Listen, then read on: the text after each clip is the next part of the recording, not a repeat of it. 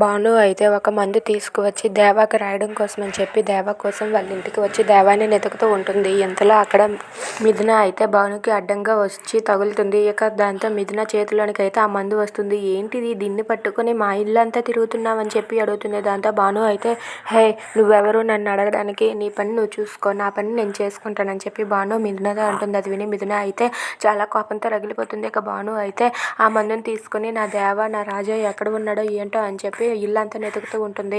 ఇక మిథున చేతిలో నుండి అది లాక్కొని అక్కడి నుండి వెళ్ళిపోతుంది. దాంతో మిథున అయితే అక్కడ భానుని ఫాలో అవుతూ వెళ్తుంది. ఇక్కడ ఇంతలో అక్కడ ఉన్న దేవ తన తల దువ్వుకుంటూ ఫోన్ మాట్లాడుతూ ఉంటాడు. తను అలా ఫోన్ మాట్లాడుతూ ఉండగా ఇంతలో భాను అక్కడికి వచ్చి నా రాజాకి మందు రాసేస్తానని చెప్పి వస్తూ ఉంటుంది. ఇక మిథున అడ్డగా వస్తుంది. మిథున అడ్డగా రావటంతో ఆ మందు మిథున చేతికి అంటుకొని ఆ భాను తన్నేయటంతో మిథున వెళ్ళి దేవ ఒడిలో పడిపోతుంది. అది చూసి భాను ఒక్కసారిగా షాక్ అయిపోతుంది. ఇక మిథున చేతికి ఉన్న మందును అయితే దేవాకి రాసిస్తుంది. దాంతో అది చూసి భాను ఒక్కసారిగా షాక్ అయ్యి అలా ఉండిపోతుంది. ఇక మిథున దేవ వాళ్ళిద్దరూ కూడా ఒకరి కౌగిట్లో ఒకరు ఉంటారు. అది చూసి భాను అయితే ఇంకా కోపంతో రగిలిపోతూ ఉంటుంది.